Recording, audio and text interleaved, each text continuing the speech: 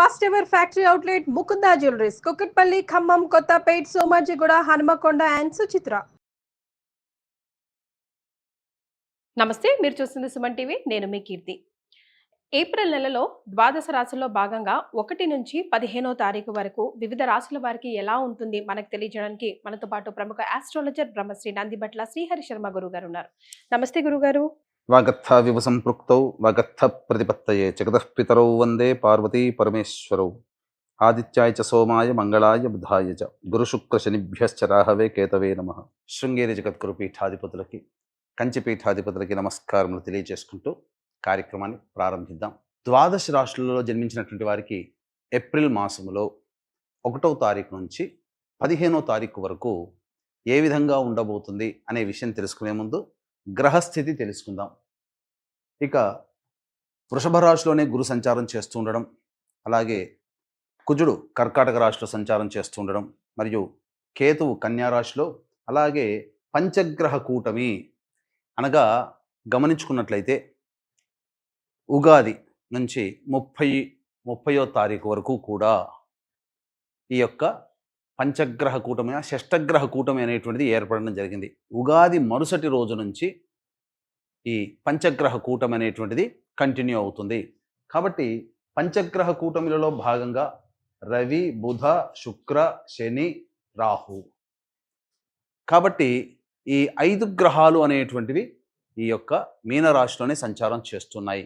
ఈ కారణం చేత 12 రాశులలో జన్మించినటువంటి వారికి గ్రహస్థితిగతులు ఈ ఏప్రిల్ 1వ తారీఖు నుంచి 15వ తారీఖు వరకు ఏ విధంగా ఉండబోతుందో తెలుసుకుందాం.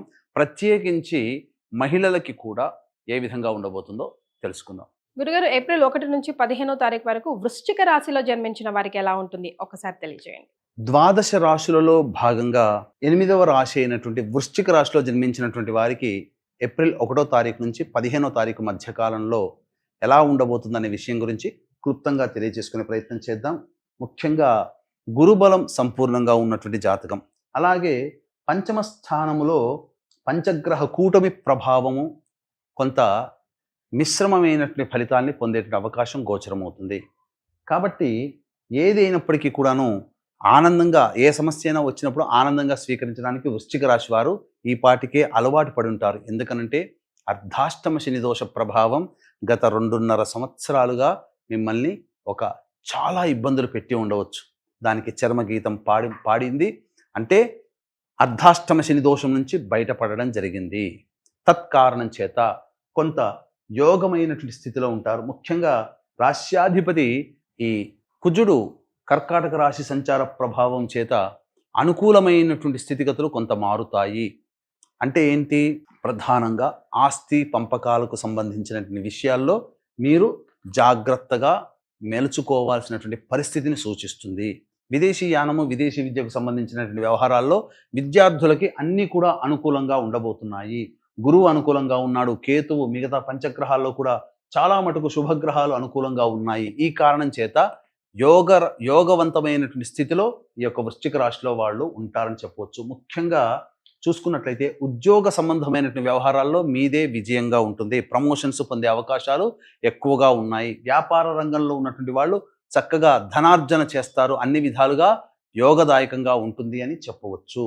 ఇక గమనించుకున్నట్లయితే ఈ యొక్క వృశ్చిక రాశిలో జన్మించినటువంటి వాళ్ళకి, విద్యార్థులకి మంచి వాగ్ధాటి, అలాగే జ్ఞాపక శక్తి ఎక్కువగా ఉండడం, అన్నిట్లో కూడాను ప్రథమ శ్రేణిలో ఉత్తీర్ణత పొందుతారు. వివాహం కావాల్సినటువంటి అబ్బాయిలకి, అమ్మాయిలకి శుభ సమయాలుగా చెప్పబడి ఉంది. ప్రయత్నం చేస్తే ఖచ్చితంగా వివాహ సంబంధమైనటువంటి విషయాల్లో మీరు విజయాన్ని పొందుతారు. ఇక ప్రధానంగా చూసుకున్నట్లయితే సంతానపరంగా జాగ్రత్తలు పాటించాల్సినటువంటి పరిస్థితి. అంతేకాకుండా మిస్క్యారీస్ అయ్యేటువంటి అవకాశము ఈ యొక్క వృశ్చిక రాశిలో జన్మించినటువంటి వారికి గోచరమవుతుంది. కాబట్టి జాగ్రత్తలు పాటించండి. వైద్యుల సలహాలు తీసుకునే ప్రయత్నం చేయండి. గృహ మార్పు అనేటువంటిది సూచిస్తుంది. గృహం మార్పు కానీ, వాహన మార్పు కానీ చేపట్టడానికి చర్యలకి అనుకూలంగా ఉంటుంది.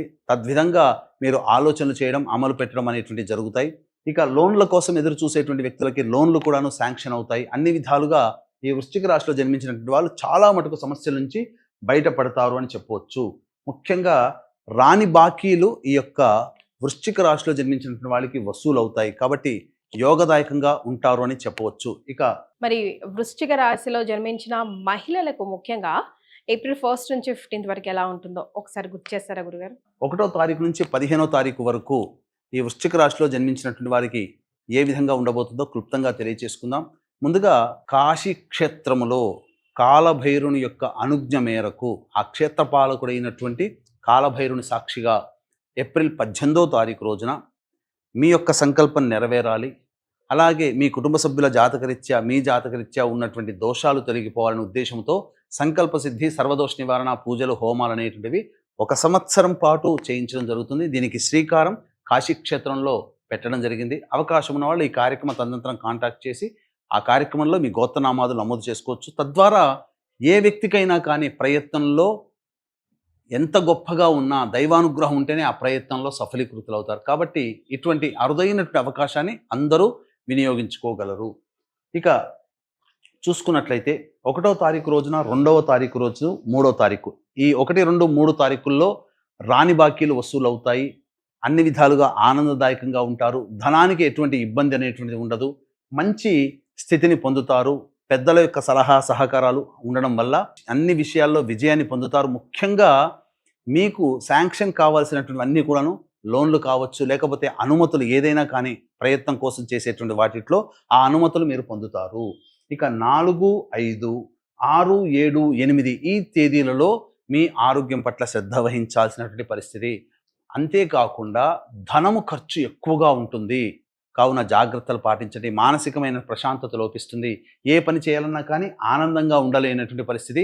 సంతానం మూలకంగా ఖర్చులు, సమస్యలు, విభేదాలు పెరుగుతాయి. కాబట్టి జాగ్రత్తలు పాటించండి.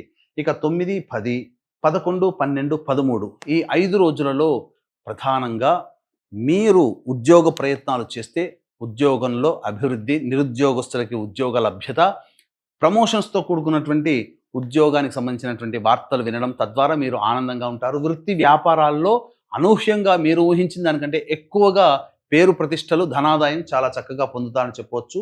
14, 15 తారీఖుల్లో మాత్రం జాగ్రత్తలు పాటించండి. ఇక్కడ ప్రధానంగా సమస్యలు పెరుగుతాయి, రుణములు పెరుగుతాయి. మీ దగ్గర డబ్బు తీసుకునే వాళ్ళు మిమ్మల్ని అడగాలనే ఉద్దేశంతో వస్తారు. తద్వారా కొంత ఇబ్బందికర పరిస్థితులు. కాబట్టి మొహమాటానికి పోకుండా ధనపరమైనటువంటి విషయాల్లో నిర్మోహమాటంగా ఉండే ప్రయత్నం చేయండి. అనవసరమైనటువంటి ప్రయాణాలు జరగబోతున్నాయి. అలాగే నిద్ర పట్టకపోవడం, సకాలానికి భోజనం చేయలేని పరిస్థితులు 14, 15 తారీఖుల్లో ఉంటాయి. కాబట్టి ఏ తర్వాత చెప్పొచ్చేది ఏమిటంటే 4, 5, 14, 15 తారీఖుల్లో ఖర్చులు అధికంగా ఉంటున్నాయి. కాబట్టి జాగ్రత్తలు పాటించండి. ఇక ఈ వృశ్చిక రాశిలో జన్మించినటువంటి స్త్రీలు ప్రధానంగా గతంలో కంటే ఎక్కువగా బాధ్యతలు పెరుగుతాయి.